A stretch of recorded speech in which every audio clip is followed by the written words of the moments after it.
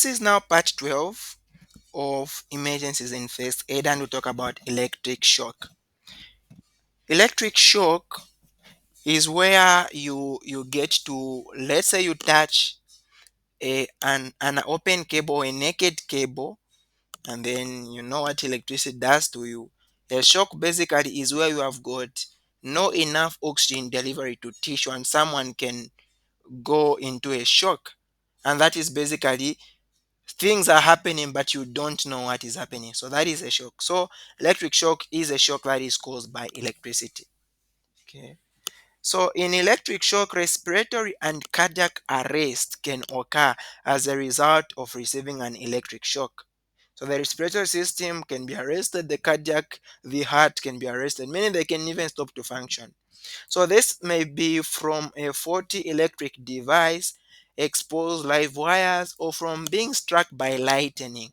So all this can cause an electric shock. How do you treat an electric shock? If possible, switch off the electric current. If this is not possible, use a wooden stick to pull the victim away from the source of power. You don't want to touch them with your hand. You don't want to touch them with something that can conduct electricity, because you might just be also electrocuted.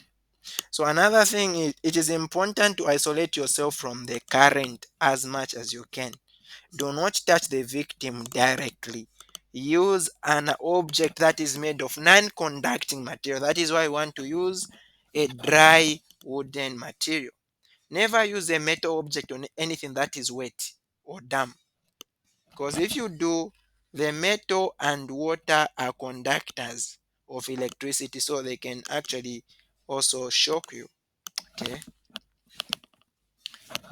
So what you want to do is, when someone is in a has been has received electricity, as is in an electric shock, you want to assess for breathing and circulation. Remember the ABC.